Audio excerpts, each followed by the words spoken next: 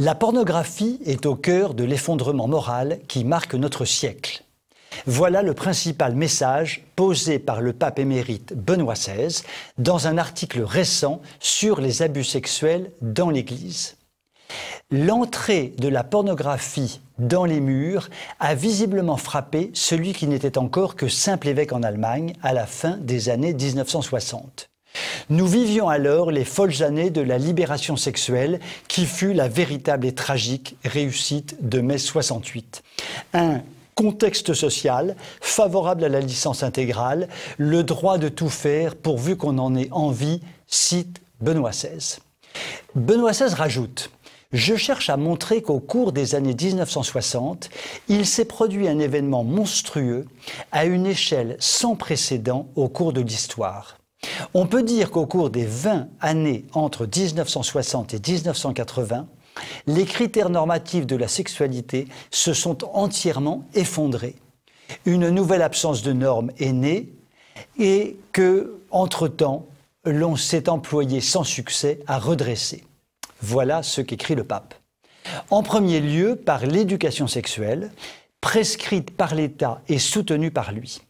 Corrompre l'innocence, sexualiser les enfants, on peut dire qu'aujourd'hui, l'entreprise peut revendiquer une entière réussite, en tout cas en France, avec un endoctrinement qui commence dès le plus jeune âge et dont l'objectif est de détruire tout socle moral. Benoît XVI rappelle ainsi les glauquissimes films d'éducation sexuelle réalisés à l'instigation du ministre allemand de la Santé, ou la très perverse valisette de matériaux d'éducation sexuelle utilisée dans les écoles autrichiennes à la fin des années 1980. Le pape ne manque pas de rappeler que la pornographie publique entraîne la violence, mais aussi que les excès dans le domaine de l'habillement portaient également à l'agression.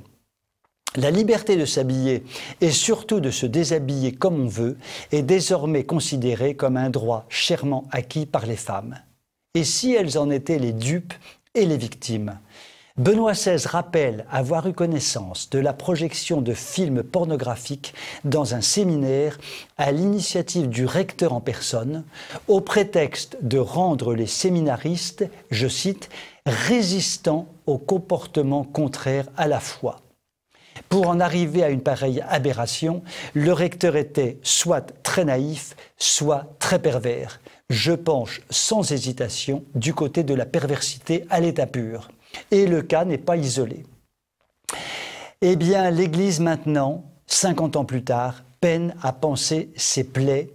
Elle peine à panser les blessures ignobles que ce climat a entraînées. Mais il ne faudrait pas croire que le problème n'existe qu'en son sein. Toutes les statistiques le prouvent, le phénomène est universel. Sans réhabilitation de la morale, le monde court à l'évidence à sa perte. Vous pouvez m'écrire si vous le voulez. À très bientôt.